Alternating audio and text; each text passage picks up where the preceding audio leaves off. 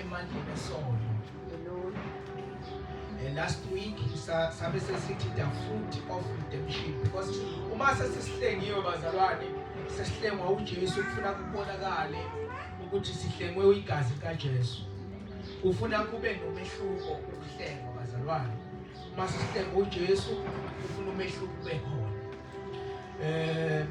Sathi umehluko wokuqala, into yokuqala nje ukuthi sathethelelwa izono. Haleluya. Uma sithethelelwa izono asiquliswanga amacala. uJesu akahlalanga nathi phansi kodwa wavela wasithethelela izono. Lokho kusibeka ekutheni uma ngabe sizothethelela asibuki isimo kodwa sibuka uKristu Jesu. So uJesu is subject. Uma ngabe siye kuthethelele umuntu noma uxabene nomuntu buka uJesu umsebenzi awenzayo kuwena. Haleluya. Uma ngabe uJesu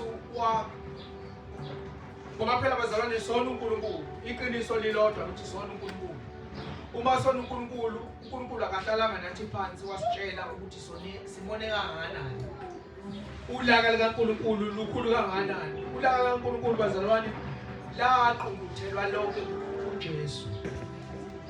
Ulaka angijabona nje ngoba uJesu elenge esiphambanweni ulaka likaNkulunkulu. Haleluya, laqunguthelwa lonke uKristu Jesu.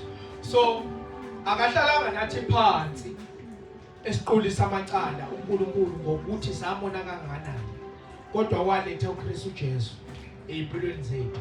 Amen. Last week ke sakhuluma ngeforgiveness, ukuthi saxolelwa nathi kumele sixolele. Uma ngabe nje usindisiwe uyaphoqa ukuthi uxolele. Haleluya.